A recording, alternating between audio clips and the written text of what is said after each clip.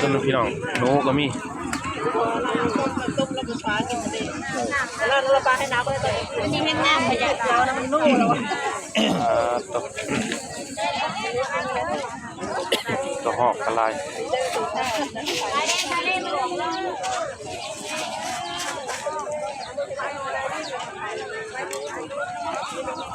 กินโนจริงๆตลาดซอฟปอลาวเด้อพี่น้องเอ้ยไว้ก็มีเนาะไว้นอนค่ะโอเคสวัสดีแล้วก็สบายดีพ่อแม่พี่น้องวันนี้พามายังตลาดบ้านนากุจันเนาะสปป.ลาวเมืองอัสสพรแห่งสวรรณเขตเนาะพี่น้องไปเบิ่งกันเลย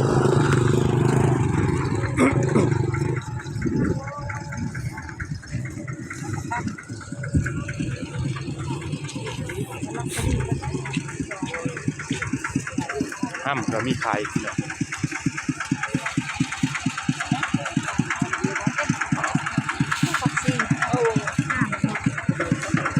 เทียดป่ะนะถุงยังได้เนี่ย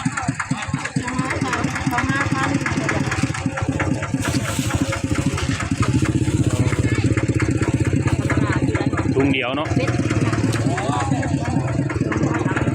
ไปเราเบิ่งกัน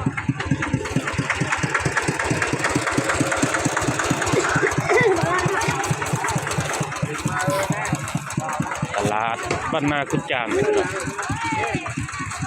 เป็นแม่ค้าก็อยู่นะคนได้เสียนะยังเลย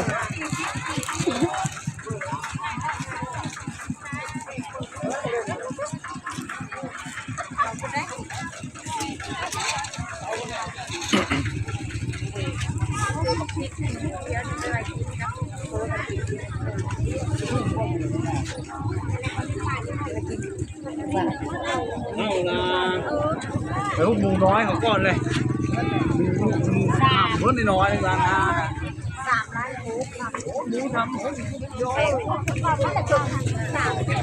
เขาติดกระตาเคยได้บริโภคโลกไปตลาดบ้านนากุจานเมืองอัสสพรแขวงสวรรณเขตเนาะพี่น้องเนาะ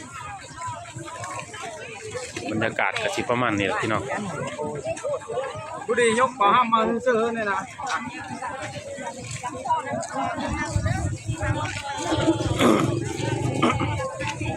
ผักก็มีเขียดก็มีพี่น้องเอ้ยมีห่อศพลูกละ15ประหยัดมาโกยมากินได้ป่วยก็มีทีวีงามๆพี่น้องมากกับพวกเราบางสิ่งเนี่ยบางคำศพครับ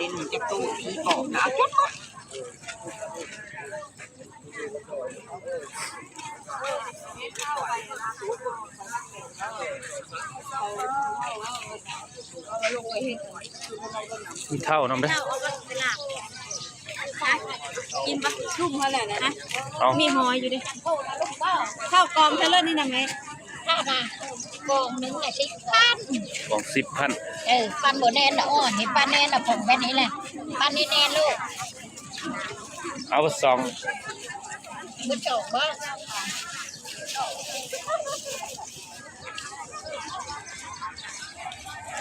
บรรยากาศพี่น้องเลยตลาดบ้านนากุจาน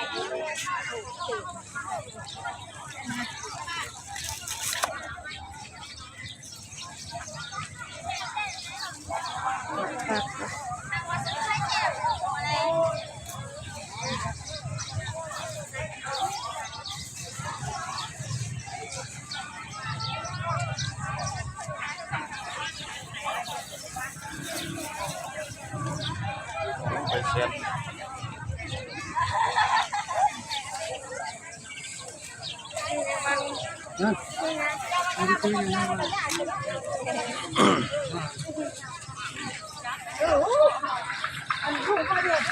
เคยเลื่อนเขาเลยเคยมาแล้วก็ตายแล้วก็ที่นี่แล้วนั้นคือเลื่อนแล้วเราก็เชื่อคุณไม่แล้วเอามาสมัครนะตลาดลุ่งเรือง เมืองอัสพรเนาะพี่น้อง เอาเพิ่นมันบ่พอบ้านนี้นะแม่น่ะจะหาเนาะได้กิโลละตั้งข้างๆแล้วไปจ่ายเขาเดียวของกันบ่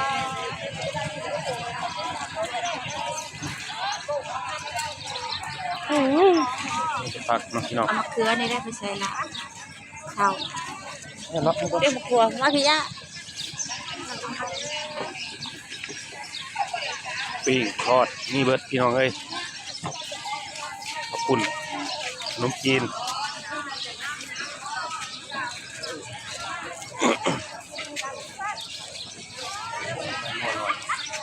สูตรตัว ตัวไปใส่หลักข้าว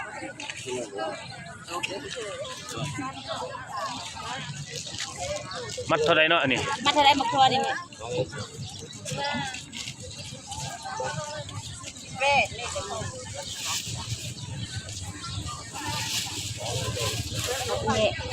แกงขนม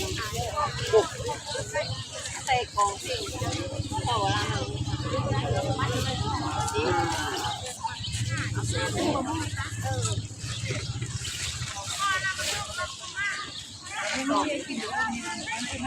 โอ้เขาได้ซื้อเอาเนื้อลงมาเลยได้มันโตตอนเย็นมันเป็นอย่างนี้พอละเอาแล้วหลายคนเลย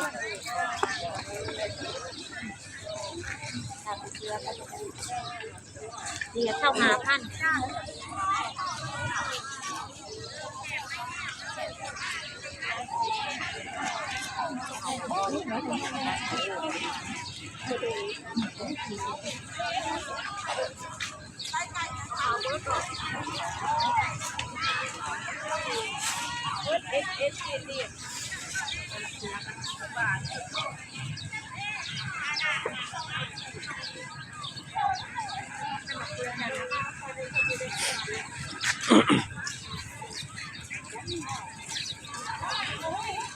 โอ้ขอบคุ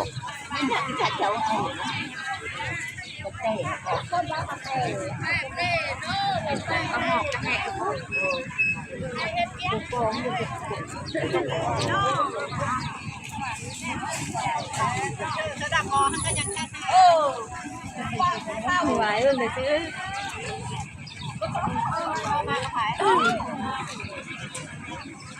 ขายจับน้ำไม่จับ ตัวนึงพี่น้องหนูก็มี ต้มแล้วก็ฟ้ากินได้แล้วเราปลาให้น้ำไปเลยอันนี้แห้งน้ำขยะเจ้าแล้วมันนุ่มแล้ว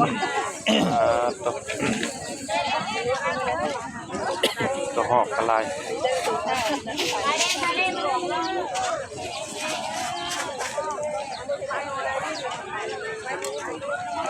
พี่โน่จริงๆ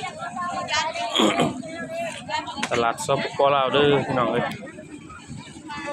ไว้ก็มีเนาะ มันไว้นอนค่ะโอเค